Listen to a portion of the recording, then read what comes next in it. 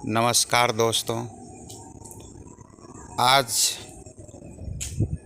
आप लोगों के बीच एक बहुत ही ज़बरदस्त और रोचक कहानी लेकर आया हूँ। इस कहानी को आप पूरा सुने और यदि इस कहानी को आप पूरा सुन लिए तो मेरा मानना है कि आपके भीतर का जो आलस है वह छूमंतर हो जाएगा। आइए इस कहानी की शुरुआत करते हैं। ये कहानी एक पंडित की है। एक था पंडित बलराम और उनकी पत्नी का नाम माया। माया काफ़ी समय से अपने पति से एक हार की मांग कर रही थी और जब जब माया अपने पति से हार मांगती थी तो पंडित उनकी बातों को टाल दिया करते थे और वे कभी अपनी पत्नी से यह नहीं कह पाते थे कि उनके पास हार खरीदने के लिए पैसे नहीं हैं।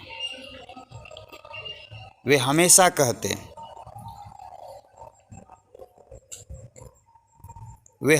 कहते कि घर में हार रखने से चोरी हो जाता है।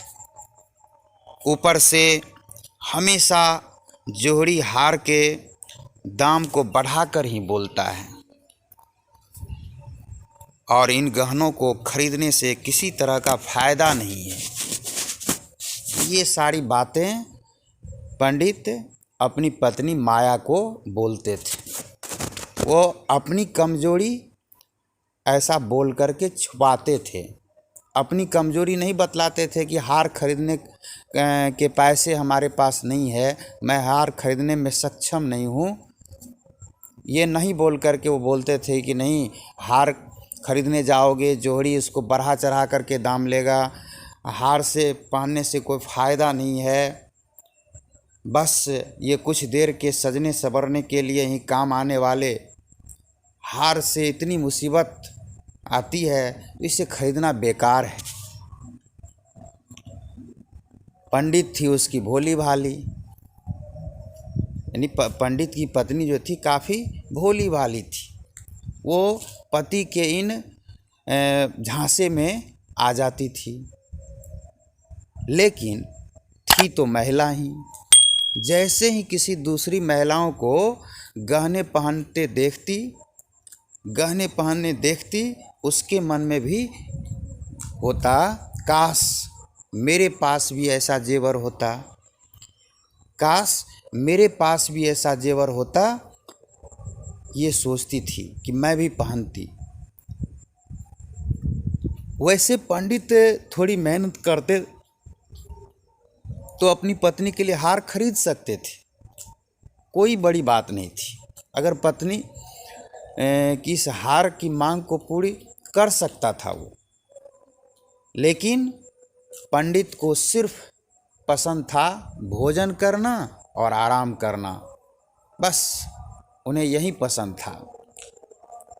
वे अपने आलस्य के कारण पत्नी की 4 बातों को सुनना पसंद करते थे, लेकिन किसी भी काम में अपने आप को नहीं लगाते थे, किसी काम में मेहनत नहीं करना चाहते थे। यानी आलस था उसके पास, अपने आलस की वजह से वो काम मेहनत नहीं कर पाते थे। पत्नी की बात 2-4 सुन लेते थे, वो भी सुनना उसको बुरा नहीं लगता था। एक दिन की बात है, बच्चों को पढ़ाकर पंडित जब घर लौटे तो देखा कि उनकी पत्नी के गले में वही हार है। यानी जब एक दिन पंडित बच्चों को पढ़ाकर घर लौटे तो क्या देखता है कि उनकी पत्नी के गले में वही हार है जिस हार की वो लंबे समय से मांग कर रही थी। जैसे ही पंडित अपनी पत्नी के गले में हार देखता है तो पत्नी से पूछता है, अरे इतना सुंदर हार तुम्हारे गले में कैसे आया? इतना सुंदर हार तुम्हारे गले में कैसे आया? तो पत्नी जवाब देती है कि ये पड़ोस में रहने वाली महिला का है। मैं उससे आज मिलने गई थी, उसने जब ये हार दिखाया तो मैं इसे पहन कर आ गई। इसलिए आ गई कि ताकि तुम देख लो, और मुझे बस ऐसा ही एक हार चाहिए। इस पर पंडित बोलते हैं, पागल हो गई हो? अरे तुम किसी दूसरे का इतना महंगा हार लेकर आ गई हो, कहीं चोरी हो गया तो तब तो ये बनवाना ही पड़ेगा, बदनामी भी होगी, वो ऊपर से होगा। पंडित की पत्नी कुछ सुनने को तैयार नहीं थी, वो अपने हठ पर अड़ गई। उसने बताया कि ये जो हार है ये 20 तोले का हार है, और मुझे भी बिल्कुल ऐसा ही जेवर चाहिए, ऐसा ही आभूषण चाहिए हमें। दोस्तों, पत्नी की जिद को सुनकर पंडित को घबराहट होने लगती। पत्नी की इस जिद को देखकर पंडित को अब घबराहट होने लगी। तभी पत्नी बोल पड़ी कि जब सारी महिलाएं ऐसे हार पहन सकती है तो फिर मैं ही आखिर क्यों नहीं पहन सकती हूँ?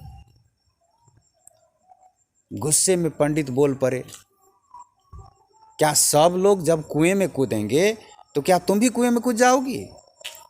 ऐसा नहीं होता है कि जो दूसरे करें उसे हम भी करें। फिर पंडित ने दिमाग लगाया और अपनी पत्नी को बताया कि देखो, इस हार की कीमत आने वाले समय में घट जाएगी। इस हार की जो कीमत है ना, आने वाले समय में घट जाएगी।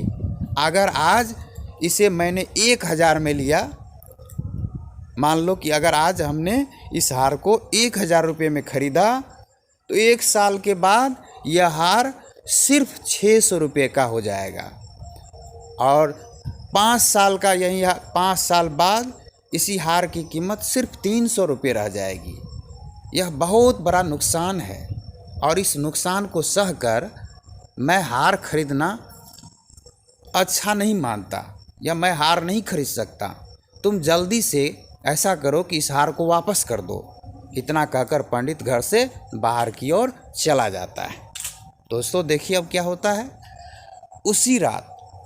उसी रात माया ने एक चोर को अपने घर में देखा।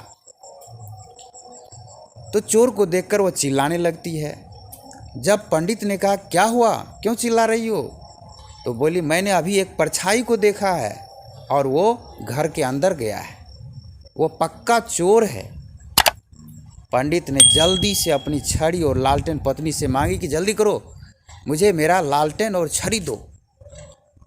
पत्नी ने कहा कि मैं डर के मारे उठ नहीं पा रही हूँ। तभी बाहर से कुछ लोग आ जाते हैं। उन्होंने पंडित से पूछा, क्या हुआ, घर में चोरी हो गई क्या? पंडित की पत्नी माया बोली, नहीं, वो ऊपर छत से नीचे की ओर कूदा था, फिर हमारे बिस्तर के पास से तेजी से आगे भागा और मैंने उसकी परछाई देखी थी। तभी माया ने अपना हाथ गर्दन की ओर फिराया। जब अपनी गर्दन को देखा तो उसे पता चला कि पड़ोसन की वो हार उसके गले से गायब है। अब माया जो है अपनी छाती पीटने लगी, हे भगवान, हे भगवान कहकर वो अपना सिर पीटने लगी, छाती पीटने लगी। पंडित ने पूछा अपनी पत्नी से, तुम उस हार को उतार कर क्यों नहीं सोई थी? क्या गरज था कि दूसरे की हार को पहन कर सोना, हार को उतार कर सोती? डरी हुई आवाज में माया बोलती है, मुझे क्या पता कि आज ही घर में इतनी बड़ी मुसीबत आ जाएगी। पंडित कह रहे हैं, कहा था ना मैंने कि जेवर आते ही हैं मुसीबत लेकर के, अब समझ में आया तुम्हें? पंडित के पड़ोसियों ने तब तक पूरा घर छान मारा, लेकिन कहीं कोई चोर उसे नहीं दिखा। तब एक पड़ोसी बोलते हैं, लगता है किसी जानने वाले ने ही ये काम किया है। तो दूसरे पड़ोसी कहते हैं, देखो घर के लोगों के द्वारा ही बताए बिना किसी को कुछ पता ही नहीं चलता है। तो सभी पड़ोसी लोग पूछते, क्या हार के अलावा भी कुछ चोरी हुआ है? देखना चाहिए। तब पंडित की पत्नी माया बोलती है, सब कुछ तो सही दिख रहा है, संदूक भी बंद है, बर्तन भी सारे घर में ही है। उस चोर को पराये लोगों का सामान ही ले जाना था, मेरा कुछ ले जाता। गहना ले गया जिस गहने की मैं मालकिन ही नहीं थी। अब हार का मजा आ गया ना तुम्हें? पंडित जो है उसको पत्नी को कोस रहे हैं। कितना समझाया था तुमको, लेकिन तुम हो कि समझे ही नहीं। अब पंडित अपनी पत्नी को ताना दे रहा है। माया बोली, पूरे 20 तोले का था, अब कह दूंगी उसे चोर ले गया, जो लेगी हार के बदले ले ले। पंडित ने झुंझला कर कहा, तुम्हें बदले में हार ही देना पड़ेगा, क्योंकि हार न लाई हो उसका। पत्नी ने पूछा कि इतना पैसा तो है नहीं, पैसे का इंतजाम कैसे होगा? तब पंडित बोलते हैं, कुछ न कुछ तो करना ही पड़ेगा, अगर नहीं करेंगे तो बदनामी होगी। तुमने उसका गहना रखकर बहुत बड़ी भूल कर दी। अब माया दुखी होते हुए कहा कि मेरा भाग्य ही खराब है, मेरा तो किस्मत ही खराब है। दूसरों की चीज़ गले में डालकर मुझे क्या सुख मिला था? दूसरे की चीज़ को डालकर गले में हमें क्या सुख मिला था? मैं उसे पहनकर ही सो गई। उसके पति ने कहा कि अब क्या करोगी? अब खुद को दोष मत दो, देखते हैं हम, कुछ न कुछ तो ज़रूर कर ही लेंगे। पड़ोसी से कह देना, जिस पड़ोसी का ये जेवर तुम लाई हो, कि जल्द ही उनका हार उन्हें मिल जाएगा। अब पंडित सोचने लगा कि आखिर पत्नी को तो बोल दिए हैं कि कुछ न कुछ करें लेंगे, उसे उसका हार वापस करेंगे, आखिर क्या करें? उस हार की कीमत का पैसा कैसे जुटाया जाए? अब पंडित सोचने लगता है। उसके बाद पंडित ने अपने ज्ञान से, पंडित के पास जो ज्ञान था, उस ज्ञान से पंडित क्या करता है, धन कमाना शुरू करता है, धन अर्जित करना शुरू करता है। पंडित को उस हार की रकम चुकाने की इतनी चिंता थी कि मत पूछ। उन्होंने दिन में सोना तक छोड़ दिया, इतनी मेहनत करना शुरू कर दिया कि दिन में सोना तक छोड़ दिया। बच्चों को पाठशाला में पढ़ाने के बाद वो श्रीमद् भागवत गीता की कथा करते, लोगों की कुंडलियाँ देखते। इतना करते करते देर रात तक जागते और फिर सुबह पाठशाला में बच्चों को पढ़ाने के लिए चले जाते। इतनी मेहनत करते दोस्त। इस तरह दिन रात एक करके उन्होंने 6 महीने तक किसी तरह उस हार की रकम जितना पैसा कमा लिया। जैसे ही हार की रकम पूरी हुई, पंडित सीधे ठीक वैसा ही जेवर खरीद कर ले आए और अपनी पत्नी के सामने रख दिया।